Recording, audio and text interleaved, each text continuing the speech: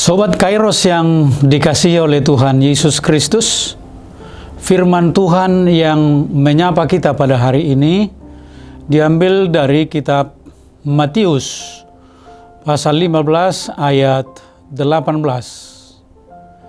Tetapi apa yang keluar dari mulut berasal dari hati, dan itulah yang menajiskan orang. Ada ungkapan, dalamnya laut dapat diduga, dalamnya hati siapa tahu. Sungguh hati adalah bagian dari diri kita yang memang tersembunyi dan tidak terlihat dari luar. Adalah sangat penting bagi kita untuk menjaga hati. Dalam renungan kita hari ini, kita melihat betapa pentingnya menjaga hati agar hubungan kita dengan Tuhan tidak terhalang, dan doa-doa yang kita panjatkan pun akan sampai kepada Tuhan tanpa hambatan. Yesus mengingatkan, tetapi apa yang keluar dari mulut berasal dari hati, dan itulah yang menajiskan orang. Karena dari hati timbul segala pikiran yang jahat. Dalam pengajarannya kepada para muridnya, Yesus menerangkan apa yang masuk ke dalam mulut bukanlah hal yang penting.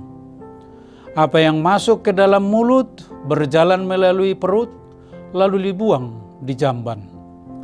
Yang lebih penting ialah kata-kata yang keluar dari mulut.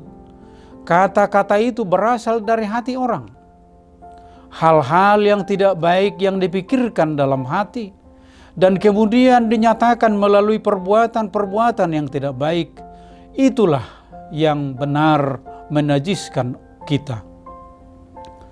Kerajaan Allah tidak terkait dengan macam-macam peraturan tentang makanan. Tetapi kalau peraturan tentang makanan tidak penting, mengapa dalam kitab Imamat dibedakan antara binatang yang haram dan yang halal?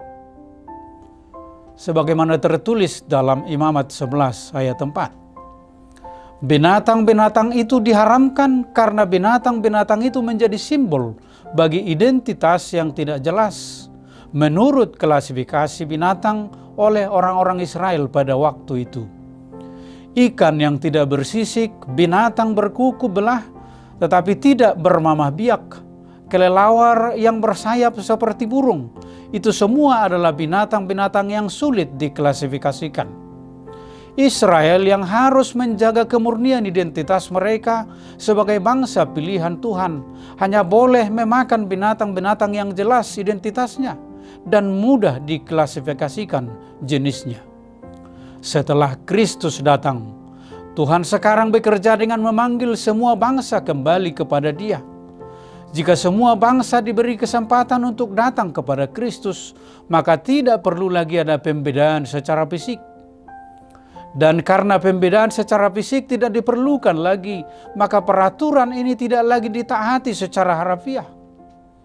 Bagi Yesus, standar najis dan kudus bukan bertolak dari berpantang makanan ini dan itu, melainkan diawali dari hati. Jika hati dipenuhi hal-hal yang jahat, lalu diucapkan dan dilakukan, itulah yang menajiskan orang. Tuhan Yesus tahu betul bahwa banyak macam kejahatan merajalela di dunia ini. Patut kita meminta pertolongan Tuhan supaya kita dapat luput dari kejahatan-kejahatan itu yang sangat mencemarkan dan menajiskan kita di hadapan Tuhan, seperti pembunuhan, pencurian, sumpah palsu, percabulan, dan lain-lain. Itulah sebabnya kita harus berdoa mohon kepada Tuhan agar Dia menerangi hati kita.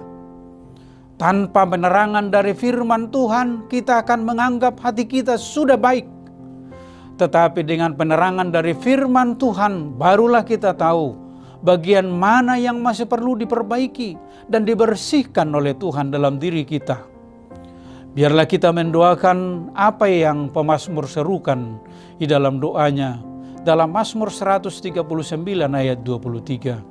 Selidikilah aku ya Allah, dan tiliklah hatiku.